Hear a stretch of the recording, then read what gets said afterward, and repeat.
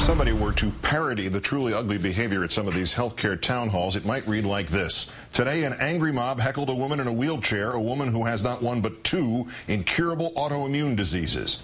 In our fourth story in the countdown, sadly, no parody required. This actually happened in Red Bank, New Jersey, at a healthcare town hall meeting. Congressman Frank Pallone presiding, and the woman in the wheelchair attempted to preface her question by describing her current predicament. I was diagnosed with two incurable autoimmune diseases. I live in fear every day that I will lose my home.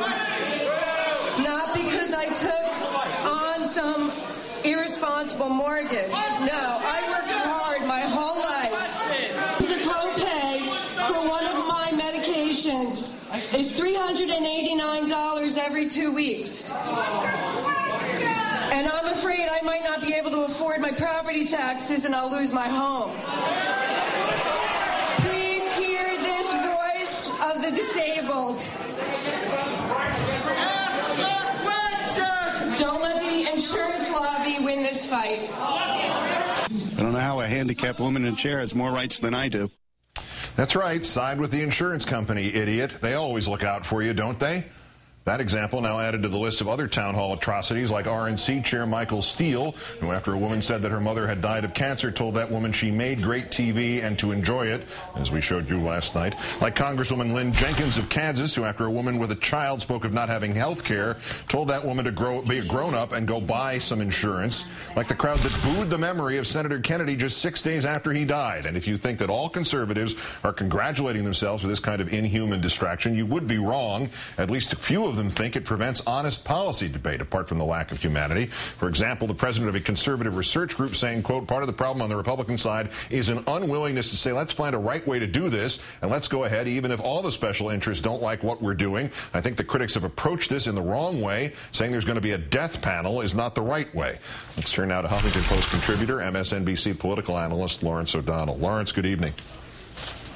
Good to be here, Keith. Thinking of that woman in the wheelchair in Red Bank, New Jersey, to paraphrase a line from a different time and a different place, at long last have they no sense of decency? I have seen nothing like it, Keith. In all my experience in these kinds of situations, I've been out on the road with senators in town hall meetings starting 20 years ago. I have never seen anything like the behavior that that woman had to suffer. I have an explanation for a lot of things that are going on here. I have an explanation for a lot of the policy elements that are going on here and a lot of the politics. I have no explanation for what you just saw. All right, broaden it out a little bit. Let's assume we just had some drunks, or we had some, I don't know what, people who don't like women, and some women who don't like women, or whatever these people might, what their problems might be, or they're escapees from some sort of halfway house. No offense to halfway houses. But what perverse force has turned people at events like this, not into necessarily heckling people in wheelchairs, but just into that lesser charge about defending insurance companies, which almost makes as little sense when you think about it? This is just blind political hatred. This is just, I hate the politics of those people on the other side. I hate the politics of Democrats. I hate the politics of liberals. So whatever they say, I am opposed to. And I don't pause and check my own interests while I do that. But, you know, this defense of insurance companies, I'm afraid to say, is perversely widespread because the bills being considered in the Congress now preserve the insurance company's position in this industry. And the insurance company's position in the healthcare field is the problem. They are the ones who take out this massive amount of money for administration costs, for advertising costs, that is not used in any useful way in healthcare. And so the bills that are being considered now preserve their position, force people to become their customers. You can see why the members of the House are outraged on the liberal side of the House that there's the possibility of dropping the public option, because they've already compromised enormously by giving up their position in terms of Medicare for all, and now they're being asked to compromise even further on a pro-insurance company bill. Yeah, it's a Democratic president who is now backing, if he does drop the public option, is at this point backing an almost entirely Republican bill. The New York Times piece to which I referred and quoted Mr. Goodman in. Many conservatives concerned real policy has been totally obscured by nonsense, the death panels and paranoia. Does that perhaps leave some sort of crack in the door here, open for actual reformers to reshape the debate along actual policy lines, like how health care reform would actually help as many people as possible? We are going to get to a policy debate. I'm not sure how many people are going to watch it, but when the Finance Committee in the Senate eventually gets to what they call a markup, where amendments will be offered by Republicans and so forth, at least on C-SPAN, there will be a real policy debate. These will not be frivolous amendments. They'll be real things, and they'll have real differences.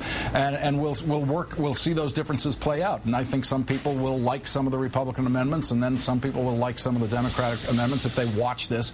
And also when we get to the Senate floor. On the Senate floor, it will be a real debate. It will be a relevant debate. It'll happen through the process of amendment, and that's where we're going to see the real debate. But all this fireworks prior to that is setting the boundaries of the debate in a certain sense. And if the public option is gone, as it looks like it's going to be, by the time we get to the Senate floor, then what you're going to see is an attack on the employer mandate. Right. And they will.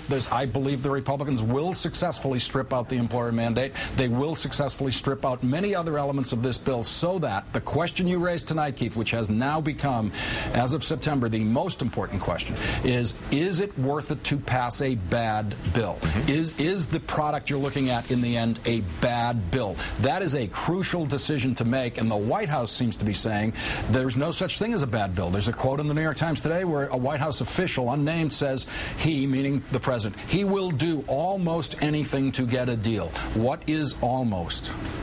Lose the renomination for president in 2012? Lawrence O'Donnell of MSNBC and the Huffington Post. Thank you kindly, Lawrence. Thanks, Keith.